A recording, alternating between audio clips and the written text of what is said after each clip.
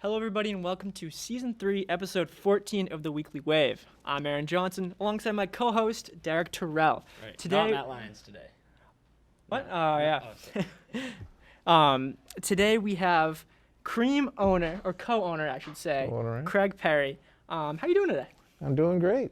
Doing great. Yeah. Beautiful sunny day. How can you not be doing great, right? Absolutely. I'm happy the weather's starting to get warmer. It's starting to feel like summer. Senioritis is kicking in, Oh, yeah. and I'm just ready to get out, get graduated. Yeah. But like you said, it's getting nicer. Definitely ice cream weather. Oh, for yeah. sure. Yeah, I've been to Cream a few times already this summer. It's great. So, Aaron, do you want to start us off with our first question? yeah, I was super excited when Derek booked you because, I didn't really know too much, but as I started doing more research and everything, you guys have a really interesting past. So you went out and you didn't know what you wanted to do for business. You wanted to start a business, but you didn't know that it wanted to be an ice cream business. Right. What made you choose ice cream? Well, there was a couple of factors. First off, I have a background in ice cream because I had started out with Friendly Ice Cream years and years ago. I started as a part-time job. Later on, did some management in their program. They had a program at that time. And so I was involved with that. The second one is that I have been doing tile work for years. And tile work is it's a tough job. It's a lot like masonry work. It's a lot of lifting, and it's kind of hard on the body. So I was looking to do something else. I was in my at the age of my life where I was really looking for another avenue, and this seemed to.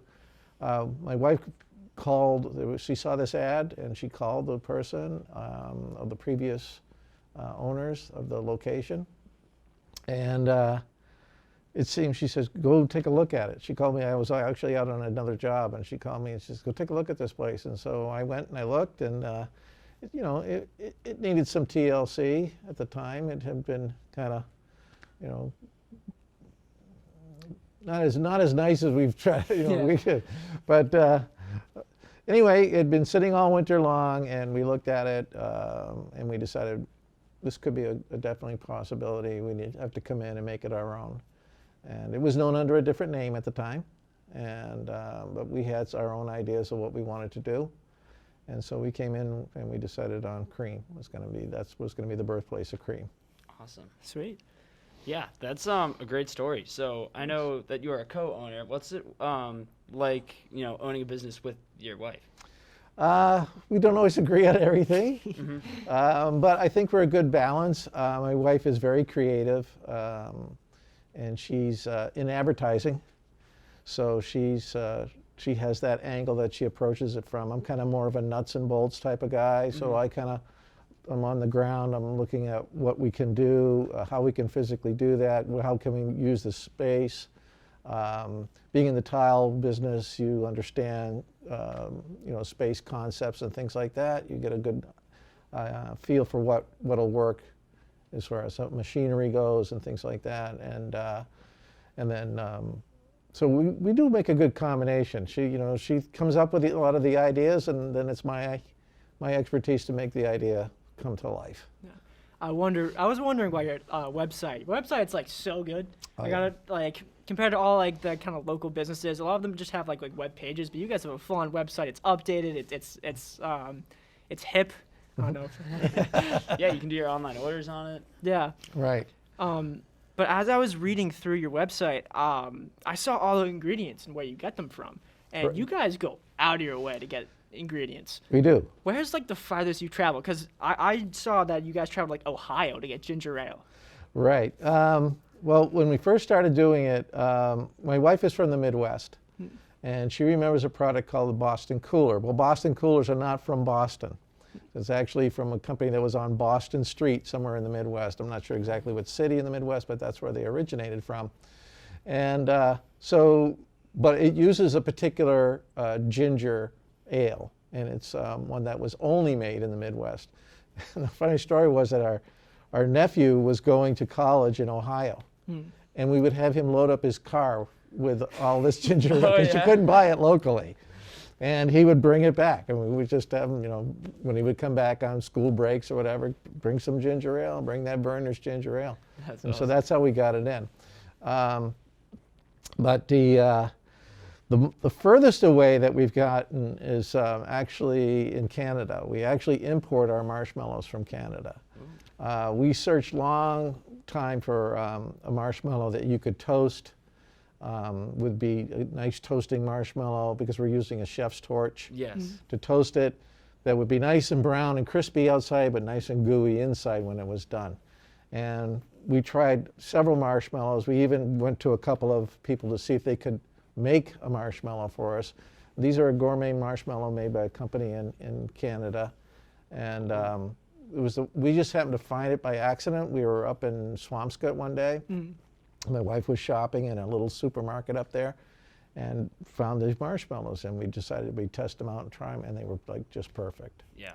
So exactly what we were looking for. I can definitely second that. The s'more sundae is amazing, and Oh, that yeah. marshmallow makes it. Yeah, so, yeah. And those marshmallows just toast up. They're fantastic to toast, though. Yeah. That's awesome. So you came to our senior rally to distribute ice cream. I've also seen you at other events, the Coombs race, among other things. Yeah.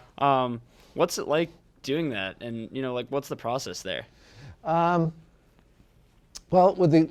if we can go with the Coombs race, how we got involved with that, it's kind of a story how we met Christy, because we never knew Christy before we came to Abington. My wife knew about her and everything in the series of things that she had gone through. Yeah. But we had never met her, and her daughter came to our shop. And at the time when we first started out, we didn't take credit cards or debit cards or any of those sort of things, but we would take a check, which was very unusual for a business to take a check. But that's what we would do.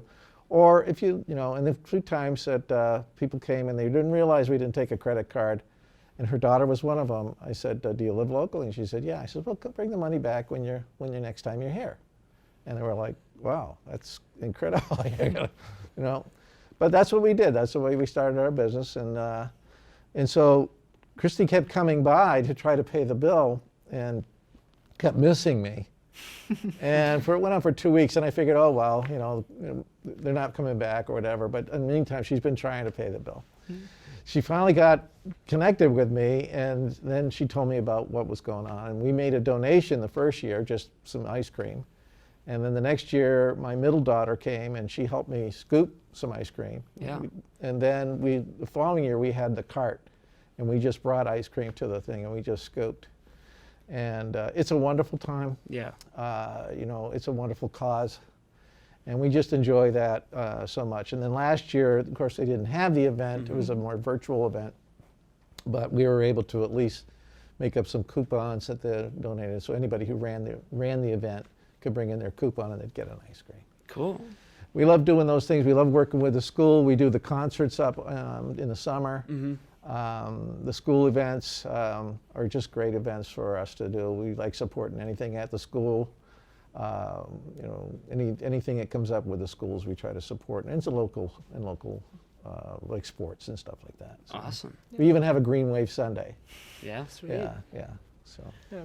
I definitely appreciate that. I love seeing the cream stand at all the events, whether it be like summer concerts or even that you came to school. Would you say like the Coombs race got your foot in the door to kind of volunteering for the community? Yeah, well, in a sense, the Lyons, actually, Abington Lyons were the first connection with working with a group that was community oriented. It's probably, I mean, as far as actually doing something, with the most, I think was probably the Coombs race was the one that got us involved, Awesome. So my last question here. Yep. What is your favorite either flavor ice cream or sundae? After a long day of work, what's your go-to? It's hard. When I first started out, I was a big chocolate lover. So Death by Chocolate just did it for me because it's got everything chocolate in it. But of more recent, I've gone to some newer flavors that we have, and the sea salt caramel truffle is a real big. I like that one a lot. But my favorite, which was introduced 2 years ago, was s'mores. Yeah. And I was just like, this is just a great ice cream. It's so good. And I was eating it every day. And I was eating it with fudge. So, sundae or whatever, Yeah. My favorite sundae, I guess I'm just a traditional. I'm still like just a regular hot fudge sundae. Sure. I've eaten the others. They're all great. Yeah. But I still think I'm probably just a hot fudge kind of guy. Maybe we had a brownie sundae. What was like your like hardest like sundae to create? Like, obviously you have an idea. Or do you create the sundaes? It's a group effort. I mean, some of the sundaes have actually been thought up by some of our customers. We did a contest where if you would send in your sundae, and if we picked your sundae, then you got a free sundae for doing it, and of that sundae. And we had several winners that summer, and one of the most popular ones was our unicorn sundae, which is actually a junior sundae. But we thought it would be more for kids, but there's a lot of adults who like it too. Picking up the unicorn, cool. It's a little too sugary for me, but it's a great sundae. It's does well. Yeah, sure. My wife actually came up with the Banana, and that's the one with the bruleed banana on it. We actually roll the banana in raw sugar, and then we burn the sugar onto the banana with a chef's torch. Okay, cool. And that Banana, which everybody has trouble trying to pronounce. Yeah. I think we got it down a lot. Oh, now. is it funny when people try and order it? Yeah. They'll be like, I want the banana, like, the Banana, right? Yeah, that's it. So the campfire has been, that's probably one of our first specialty sundaes. I love that one. And that is probably still one of the most popular Yeah, I specialty bet. sundaes we have. Yeah. I like the Maine wild blueberry and the pumpkin that you do seasonal. Oh yeah. Those are awesome. Yeah, we did those. We've done different things with like with the apple, with the apple crisp and stuff like that. We came out a couple of years ago with our frozen cider, which we got from a local cider mill, which was C.N. Smith. They make their own cider. Then there was one on the North Shore. We got it from them, and and then you add in the vanilla soft serve, and you've got just a great brain freeze. So, Yeah. Well, thank you so much for coming on the show. It was awesome Thanks interview. for having me. It was great being here. Thanks for watching. If you want to see the next episode, make sure you tune in next week. Matt Lyons will be back on the program.